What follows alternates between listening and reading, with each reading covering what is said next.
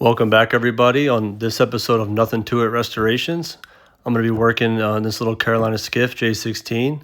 I have a front deck that's soft. The plywood coring had rotted on the inside due to improper sealing of the hardware. I'm going to show you how to do all the demo, how to cut it out, and how to glass in a new piece of composite coring and get this fixed back up. So I'm going to show you how to go from this to this. Now, this is going to be a long process. I'm trying to be as detailed as I can, so bear with me. It's a long video if you need to skip ahead. And if you have any questions after, please drop me a comment below. And as always, I'd appreciate it if you subscribe. All right, let's get going.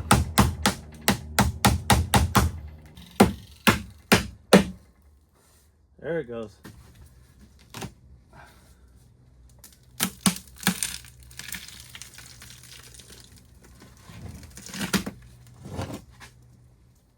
This is going to be a dusty project, especially the grinding. So for PPE, we're going to have a full face respirator with the right cartridges. I'm going to put some earplugs in, and then I'm going to use these long gloves. For those that haven't watched my previous videos, these long gloves cover up any gaps that you may have in your suit, and these really help with prevent itchiness. For those of you that are new to my channel or haven't watched my previous videos, I have a video which I'll link below going over all the PPE. And I guarantee if you watch that video and follow the simple steps I provide, you can do any grinding project and you will not be itchy after. So, all right, guys, so here's this deck flipped upside down. You can see where there was a rod holder previously installed without using any silicone to seal that. It just completely allowed water to get inside the coring and rotted this out. So you can see the skin, which is the main part of this deck, is actually surprisingly thick. And then you have and then they would bond coring in and then glass over that. That coring is what gives it strength and prevents us from flexing. However, with it being all rotted on the inside, there's basically a void in there. So we're gonna cut this coring out, and then I'm gonna show you how to glue a new piece of coring in and then glass it over, and then this will be strong as it came from the factories. So here's the main two tools I'm going to use. I have an oscillating tool, and what I'm going to do is go right along and just cut this edge, keep it flat, and then we'll pry this whole thing out, and then we'll have to come back with a grinder and a flap dick sander, and we'll grind out anything that's remaining, any of the wood coring that is still bonded. And we'll get this nice and smoothed out. Once I cut this out, I'll show you another close-up, and we'll go from there.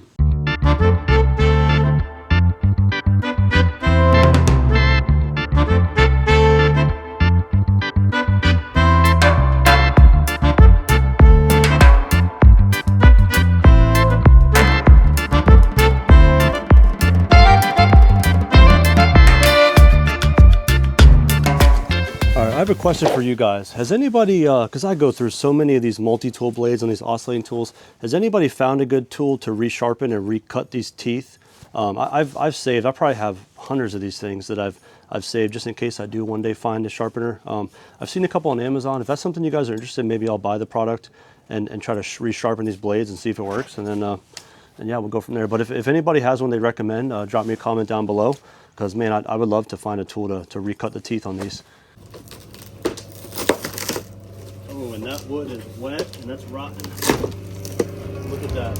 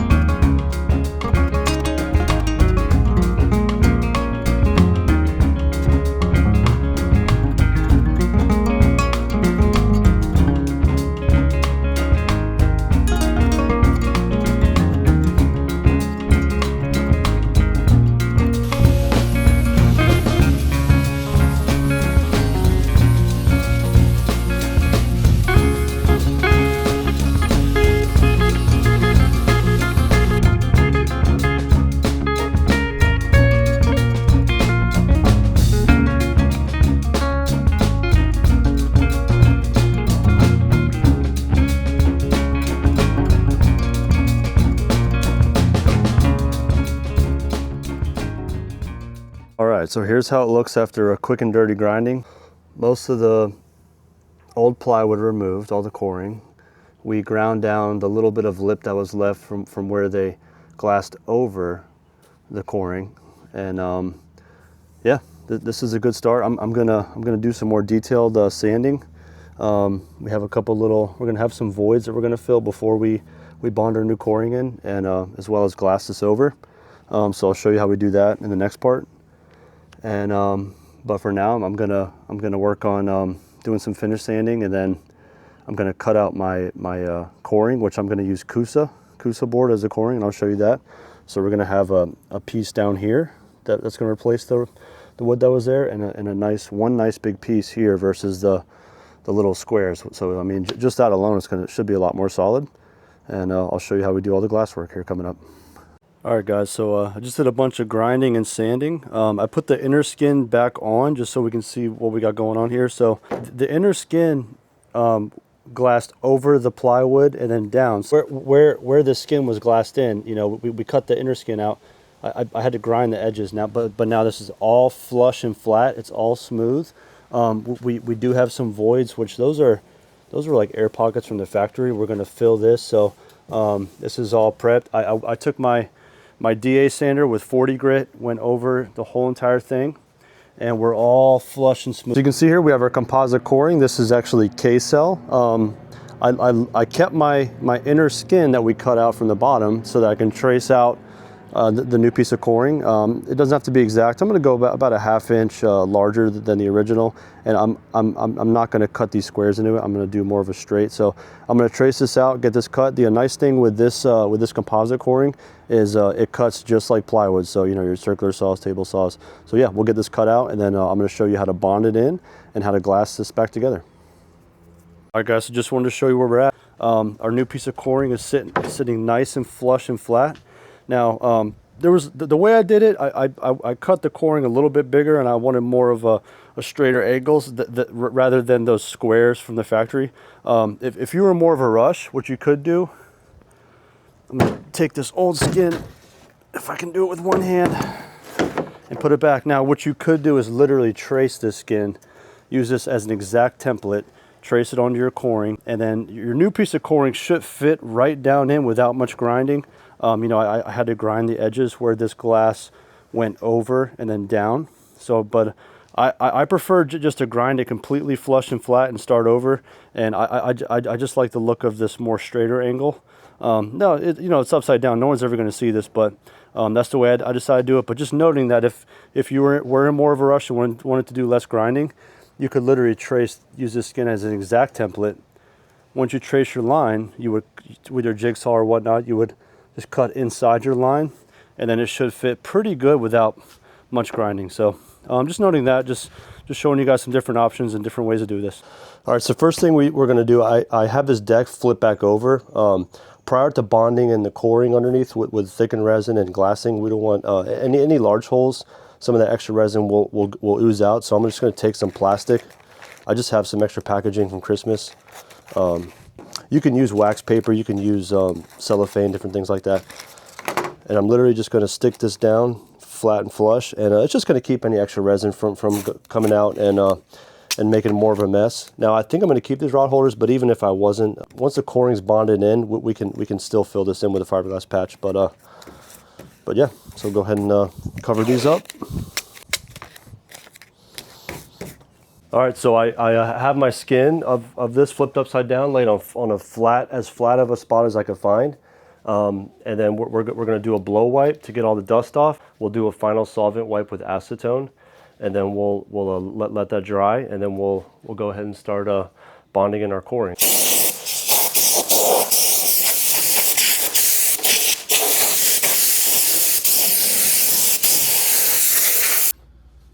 All right, so with the acetone, I folded up the rags.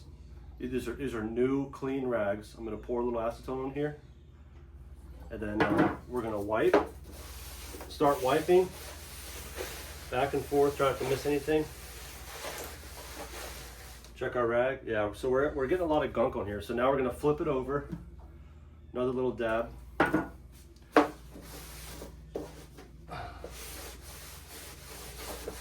go a different direction, why not? And a little cleaner, but we're going to keep doing this. Now we're going to open it, flip it over. Now we have a new side. And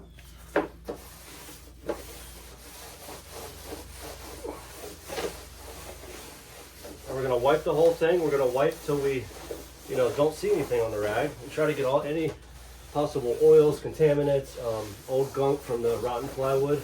Get this as clean as we can. So.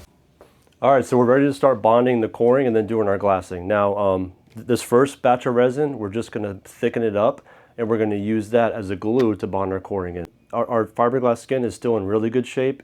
However, if your skin was possibly brittle, maybe it had cracks in it, or when you were grinding, maybe you ground a little too thin, you can always go in after all the prep work and lay in a layer of fiberglass. You can use like a chop strand matting, like 1.5 ounce mat. And you can lay that first just to kind of give you a nice clean surface to work with. It'll help harden up that skin if there was any weak spots. However, I'm confident in the way I ground it. It's still solid, so I'm going to jump right to gluing in my coring. So what I'm going to use in conjunction with that K-cell is a polyester resin. Now you might be thinking, well, could you use vinyl ester? Could you use epoxy? In my opinion, without getting too much into it, using for this boat, using an epoxy with that composite coring, like the Kusa, the K-cell, which this is, it's overkill, guys. Like this is a Carolina Skiff. the fastest I'm gonna go is maybe 30 miles an hour, and that's a stretch. I'm not gonna take it on in any 5 to 6 foot rough seas. This is a backwater boat. Occasionally run the beach. So yeah, in my opinion. Polyester resin is more than sufficient with the Kusa, or if you're on a real budget, polyester resin, it can be used with plywood. Lots of guys will say not to do that, but you got to look at most of the boats from the 80s. They're all built with polyester resin and plywood or balsa coring. So that's kind of my 2 cents on it. Now one thing to remember, let's say you decide to go plywood and with epoxy, because if you use plywood and you ask on some of the forums, a lot of guys will say only use epoxy with plywood. People are going to hammer that time and time again. So yes, this composite coring is a little more than plywood, but we're saving money on the resin. Epoxy resin is very expensive. So in my opinion, cost versus longevity, using the K-cell or the Kusa with a polyester is the best way to go. Now that's just my opinion. You can use epoxy. You can use epoxy with plywood. You can use epoxy with the Kusa or the K-cell. So which polyester resin I am going to be using today is called Boatyard. It's called Boatyard resin. Boatyard resin is sort of known as the lowest tier. So there's a lot of different polyester resins. You have isophthalics. You have different grades of polyester resin, and I've used Boatyard resin for many years. Never had any problems with it. The one thing to note with Boatyard resin is if there could be inconsistencies with it. So Boatyard resin is not supposed to have wax, but it could have wax. Boatyard resin, your cure times might vary. Curing is always going to vary on temperature and some other things, but with a Boatyard resin, it might not be as consistent as if you were to choose like a higher tier, like a isophthalic polyester resin. Now why is that? What I learned, and again, I've used Boatyard resin for years, never had problems. What I learned more recently is what Boatyard resin actually is these fiberglass and resin suppliers. They'll actually take leftover, actually bottom of the barrel, so to speak, leftover batches of resin from the bottom of these big 55-gallon or even bigger drums, and they'll actually pour all those into making this Boatyard resin. Now, polyester resins, vinyl ester resins, isophthalic polyester resin, they're all compatible with each other. So really it's good stuff. They make sure that it's not old, it's not expired. So but just noting that. So just an interesting thing on the Boatyard resin. So you may get some inconsistencies if you're newer to this and you want a higher grade resin. You might have less variables than choose like an isophthalic or something like that.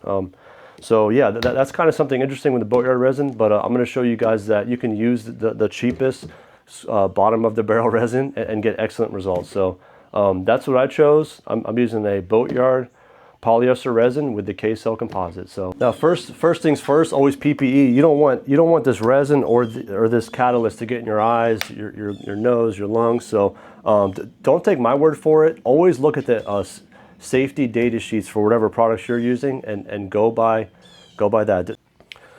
All right, so I have 16 ounces measured out of our polyester resin. I'm going to check my chart. Polyester resin is catalyzed at either 1 or 1.5%. I'm going to go 1.5% because it's a little bit cooler out. All right, so 16 ounces is 1 pint. At 1.5%, we're at 7 cc's. All right, there's a line 7.5 cc's, so we're going to go just below that line. So just like in woodworking, we're going to measure twice and mix once.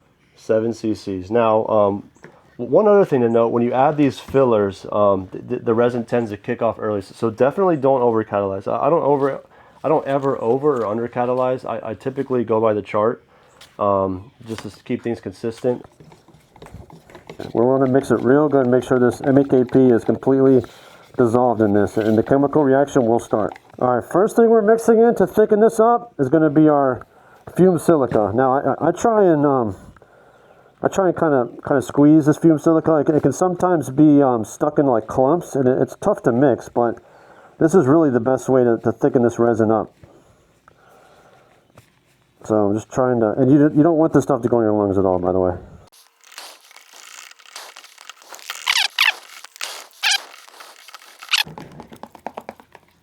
So we're still too thin, but I'm going to add our next filler, which is milled fibers. Milled fibers also helps thicken it up, but the reason we're adding milled fibers is really because this helps give it some bonding strength and some adhesive strength. So it's going to make it more like a glue.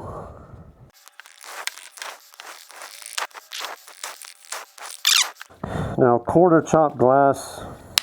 Sometimes this makes it tough to work with, but I'm going to add some of this in there just to give it a little more strength.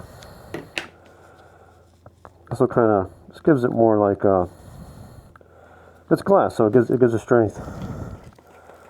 I think it'll help with the bonding a little bit, and this stuff is a pain. All right, let's go start troweling this on, and we'll get ready to stick our coring down.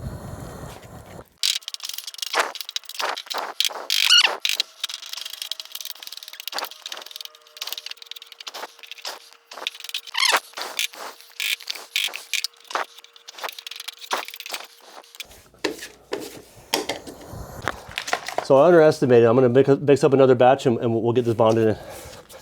This next batch, I got it catalyzed. I'm mixing it now.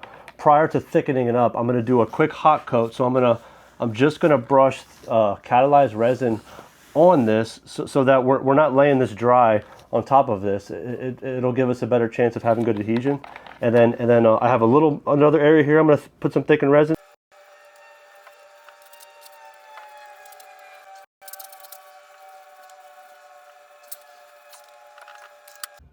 Man, that made a mess. I should have laid some plastic down first, but I forgot that step. But all right, we have hopefully just enough resin left. I'm gonna go thicken it up now, and we'll get the rest of this gooped up.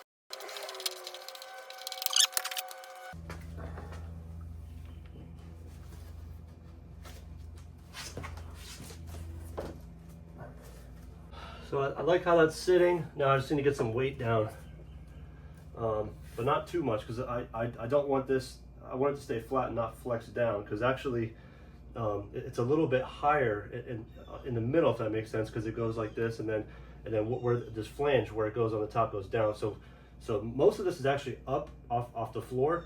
So I don't want to press down too much to where we end up with a deck that's sagging the other way. But let's get some weight on it.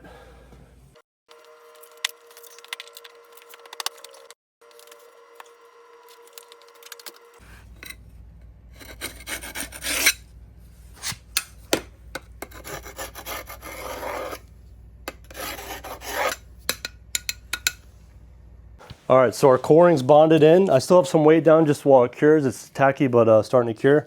We're gonna take this, now we have some thickened resin, another batch. We're gonna fill in and make a radius here. Fiberglass doesn't like to go over 90 degree or straight angles, so We're going to take this thickened resin, do our best to make a nice, what sometimes is called a fillet, which is a nice radius. That way we can start laying our glass over.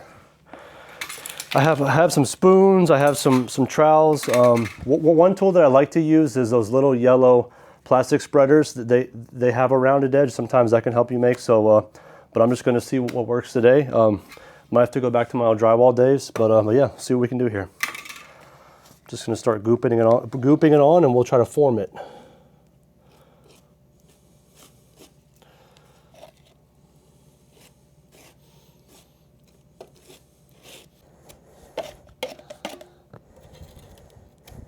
So the spoon does make a radius. There's obviously different size spoons, but what I'm finding is best is to goop it on and take my putty knife and run it this way. And that's going to give me a nice radius to lay some glass down.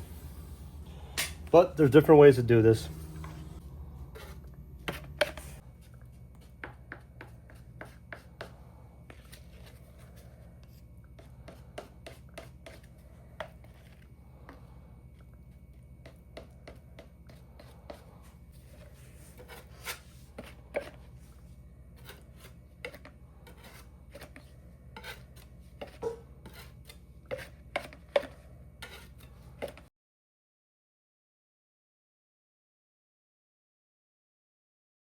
For this back lip, if you remember, there was wood in there and coring. I decided to use this little piece of triangular foam, you know, obviously, and then that gave us a nice radius instead of, because I was running low on that thickened resin, so I stuck a piece of foam in there. So this is, again, it's a foam trim composite, like a triangle. So you go this way into your gap. And then this will give you a nice radius. Now, the reason I didn't do this around the whole thing is because my coring wasn't in straight angles. But if you have something that is a square, now that it's also a little bit thicker than my Kusa, so I couldn't necessarily do that without grinding the top off. But yeah, so I use this, which accomplishes the same thing as that thickened resin. So now we can lay glass going up that lip. We can lay glass from the coring down, and then what I'll probably do is tab in all these areas I just did, and then as a final, I'll lay one piece of glass over the whole thing. That's kind of what I'm thinking. But yeah, let's see how it starts going once we lay the glass up. All right, so here's, I'm starting to cut some of my glass, kind of pre-planning here. What I think I'm gonna do is basically tab in over all my fillets, over that radius, and then as well as I'm gonna go over this piece of coring that we just put in, and then I'm gonna wrap up this way. I'm going to tab it in, let that kind of tack up, then I'm going to pull all my extra weight off. And then we'll do some final glass, maybe lay one piece over this whole thing. And then after that, we'll gel coat. All right, so I have a batch of resin. This is 8 ounces, catalyzed at 1.5%, which is 3.5, 8 ounces, yep, 3.5 cc's of MEKP. I'm giving this a good stir, and I'm going to start laying out some of this glass, wetting out this glass. So in addition to that, we have a tray, we have a roller, we have a brush, and then we have our fin roller ready, or a bubble buster. So now I show this entire process in some of my previous videos. I'll drop a link below, but once again, this is the 1708 that I use a lot. We're going to go, this has a matte side and it has a biax side. We're going to go matte side down. That's going to give us the best adhesion. We're going to wet out our piece first, and then we're going to wet this out and then drop it down. So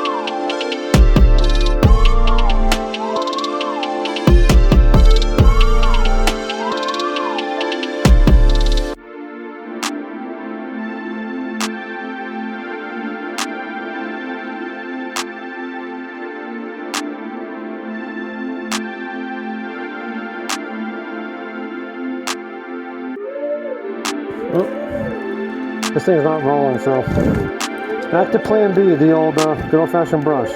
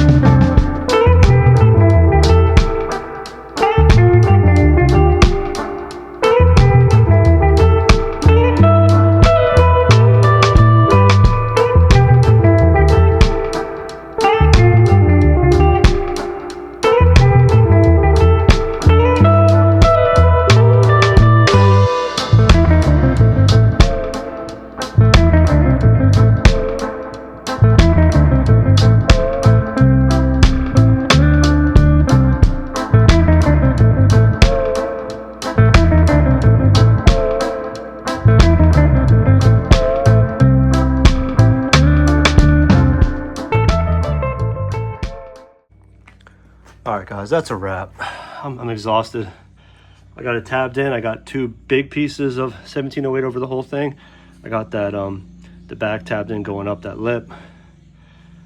Are there air pockets? Yeah, I'm sure there's gonna be some air pockets, but once again, you know, this isn't a high-powered speedboat where I'm gonna be, you know, driving from here to Key West and cutting through chop, getting air. This is literally this is gonna be plenty strong to hold me up, and the fish won't mind one bit. So next, being that this is a laminating resin, I'm going to coat the whole thing with gel coat, of course catalyzed gel coat, and then that will seal this off and allow this to fully cure, and then we'll let it cure. So let me get some gel coat mixed up. Gel coat is catalyzed with the same thing, MEKP, but it's catalyzed at 2%. So I'm gonna mix up a batch of gel coat, see what kind of rollers I have left, or brushes. Hopefully I need to get some more materials in. Yeah, so let's get this rolled out. All right, guys, so we're using a plain gel coat with wax. So I'm gonna have to catalyze this with MEKP, but once I catalyze this and coat it over this laminating polyester resin, it'll allow this to completely cure. Now, if I did need to do more glass work and I didn't do this step, I could come back tomorrow as long as it's still tacky, and I could lay up more layers without having to sand in between coats. So that's the beauty of these laminating resins.